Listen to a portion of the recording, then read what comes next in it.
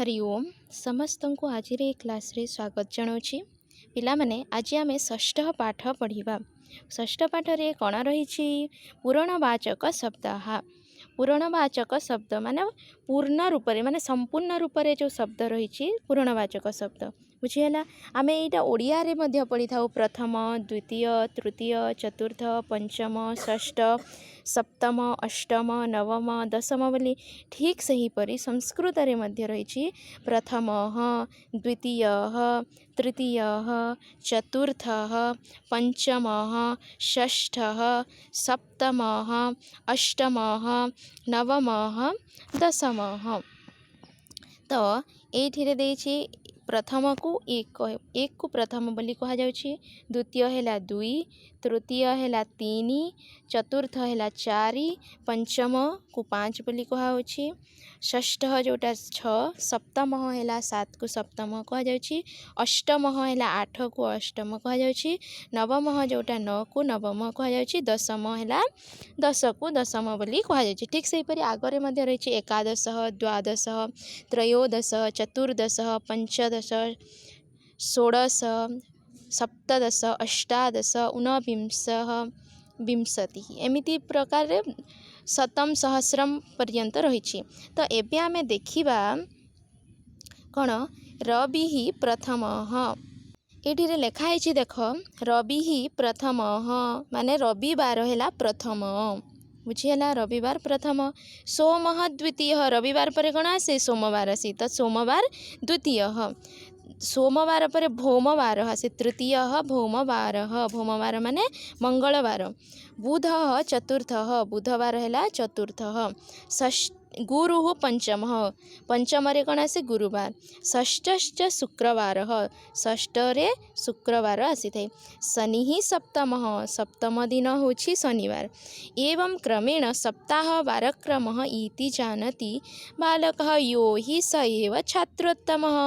यही परिक्रम रे जे बालक जानी थाए रविवासर सोमवासर भौमवार बुधवार गुरुवार शुक्रवार शनिवार से पिला है एमिति क्रम अनुसार जो छुआ जो पिलाटा आमर जानी थाए सप्ताह से है उत्तम छात्र बोली यही गीत रे कहा जाइछि। नेक्स्ट कौन अच्छी आमे सेटा पुलिंग रे पढ़िले कौन पढ़िले प्रथम बालक सेहीपरि स्त्रीलिंग रे आमे कौन पढ़िबा प्रथमा बालिका कौन पढ़िबा स्त्रीलिंग रे आमे गोटे बालिका को जदि आमे कहूचु कि महिला हैला गोटे झियो को आमे जेते बेले कहूचु सेही जगह रे प्रथमटा कौन हो प्रथमा प्रथमा बालिका द्वितीया बालिका बुझी पारिलो, तृतीया बालिका चतुर्थी बालिका पंचमी बालिका षष्ठी बालिका सप्तमी बालिका अष्टमी बालिका नवमी बालिका दशमी बालिका बुझी पारिलो। तो स्त्रीलिंग रे दशमी है और पुलिंग रे कौन होता दशम होता। तो ये आम देखा गीत कौन गोटे रही प्रथमा द्वितीया तृतीया चतुर्थी पंचमी षष्ठी सप्तमी विभक्ति गणनाम जानती क्रमशः छात्र सुखी परिश्रमी। जो छात्रटी विभक्तिर गणना विभक्ति शब्दटा आमर स्त्रीलिंग रे जाउछि बुझिपारिलो।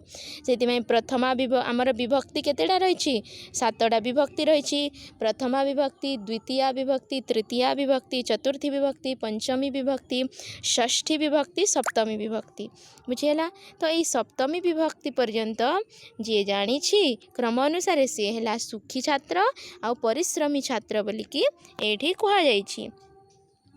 तापर आमे देखिबा पिले प्रथमम फलम। तो यहीटा कौन ये अच्छी पिला माने देख नपुंसक लिंग माने फल शब्द कौन नपुंसक लिंग रे जाए, यह पुलिंग नुहे कि स्त्रीलिंग नुहे। तो ये कौन हो गला प्रथमम फलम। प्रथमे आमे कौन देखी पुलिंग रे प्रथम होता है स्त्रीलिंग रे कौन होता प्रथमा होता। तो नपुंसक लिंग रे कौन हो प्रथमम प्रथमम फलम द्वितीयम फलम तृतीयम फलम चतुर्थम फलम पंचमम फलम षष्ठम फलम फलं सप्तमं फलं अष्टमं फलं नवमं फलं दशमं फलं। तो मकार उच्चारण प्रायतः आसूची एथिरे नपुंसकलिंगरे तुम मैंने देखिनियो।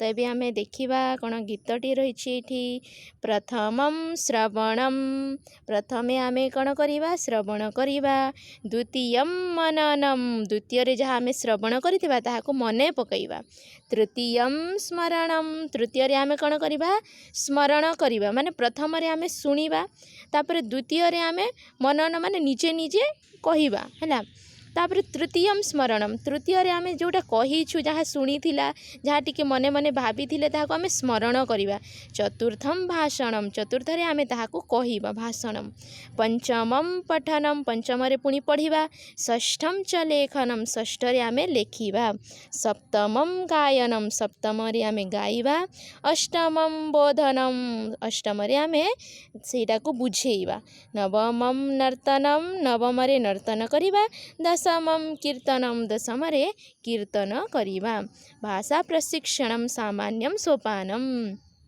तो यह हूँ भाषा प्रशिक्षण माने गोटे भाषा को जानिबा पई यह हूँ तार गोटे गोटे सोपान फास्ट आम श्रवण कले तापरे मनन कले स्मरण कले भाषण कले पठन कले लेखन कले गायन कले बोधन कले नर्तन आउ कीर्तन यहीपरि क्रम 10टी क्रम रही बुझीगला।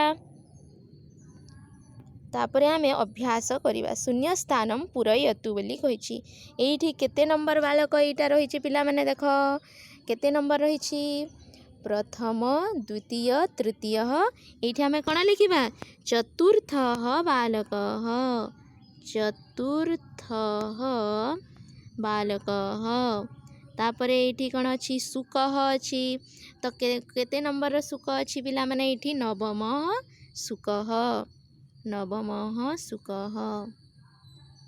नवम सुख तापर आसिले बालिका यहीटा केते नंबर बालिका अच्छी एकम एकम द्वे त्रीणि चत्वारि पंच षट् सप्त माने आमे कौन पढ़ी थिले सप्तमा बालिका कि सप्तमी बालिका हेबो कौन हेबो एथिरे मने पकाओ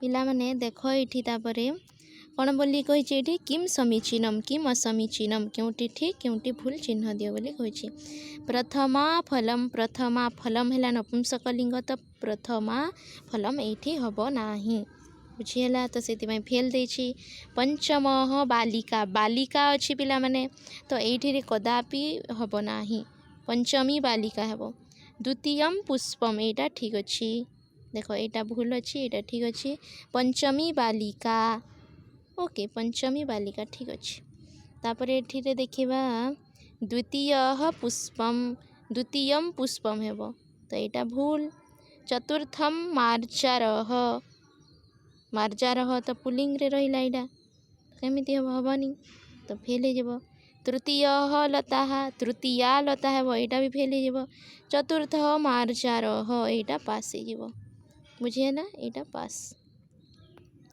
तापर तृतीया लता हाँ तृतीया लता यहाँ ठीक है तृतीया लता ठीक है तापर यहाँ कौन देखिए प्रथमम फलम ओके यहाँ भी पास ठीक अच्छे तापर क ख स्तंभ योजन करवा पंचम बालक बुझीगला तापर सप्तमी कक्षा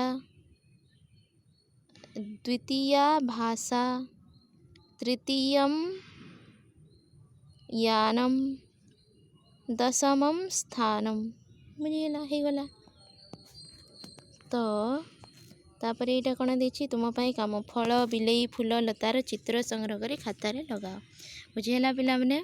तो आज एतिकी पुणी आम नेक्स्ट क्लास रे पढ़ा समस्त को धन्यवाद जदि कौटी किसी बुझी होनी ताहेले तुमे माने कमेंट करके मते जणैबो हैला। अस्तु राम राम।